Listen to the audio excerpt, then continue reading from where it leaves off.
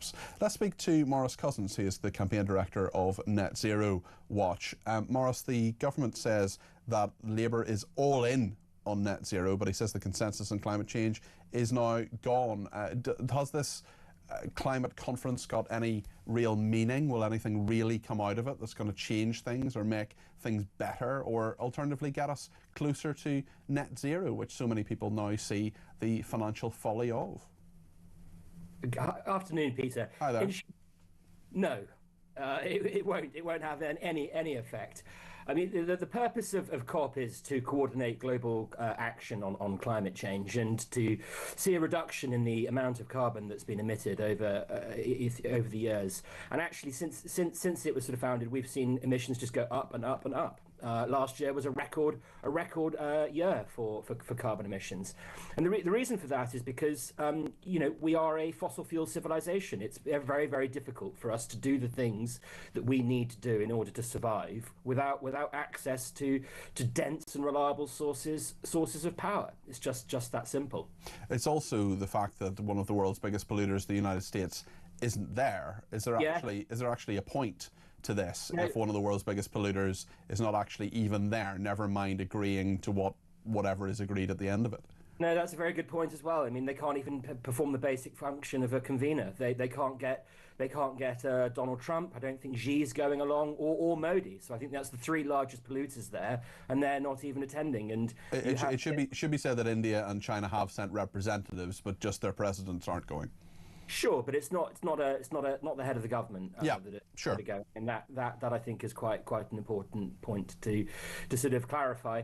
But you're right. I think that both Prince William and the Prime Minister look completely out of touch going to these events. And when you consider the issues that are at home, cost of living is the number one issue, Peter. It's been the number one issue now since Ukraine and Russia's invasion of Crimea. And, we've got 2.7 million households, according to official statistics, in this country living in fuel poverty. Charities actually put that higher, about 6.1. And I find the framing actually used by the government for their attendance on this deeply incoherent and cynical.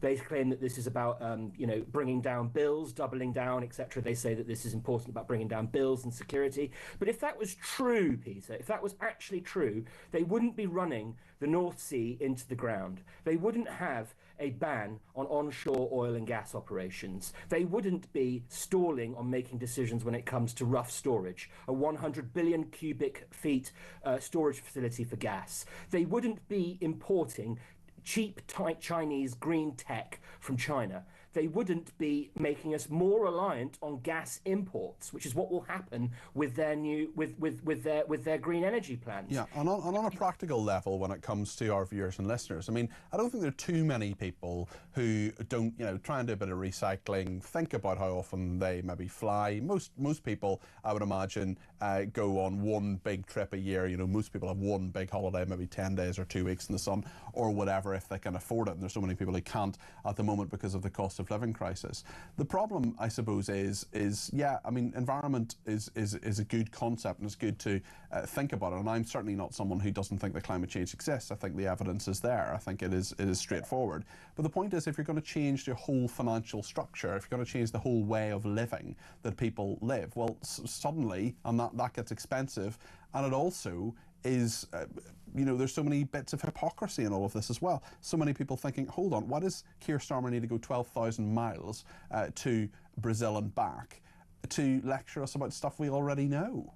No, you're bang on there, Peter. You really are. I mean, I don't deny that climate change isn't happening. Of course it is, and it is serious. Indeed, Margaret Thatcher believed it was happening.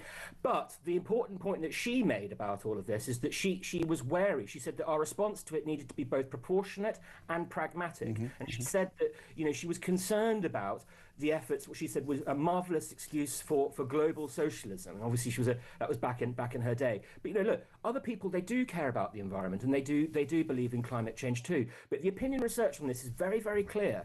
People say, yes, we should do this, but not at any cost. This is not a blank check for the government, and people are not willing to do this if it means that they are going to see their bills go up and their freedom restricted. And the research shows this, that the moment you point out what the trade-offs are That's the important caveat. Once you point out what the trade-offs are, support for action on climate change drops like a stone, which is why the government has to then start peddling half-truths or outright lies about the necessity for doing this, because they know it. Deep down, they know it. Maurice, thank you. Appreciate that. That's Maurice Cousins there, who's Campaign Director for Net Zero Watch. Appreciate you coming onto the programme today.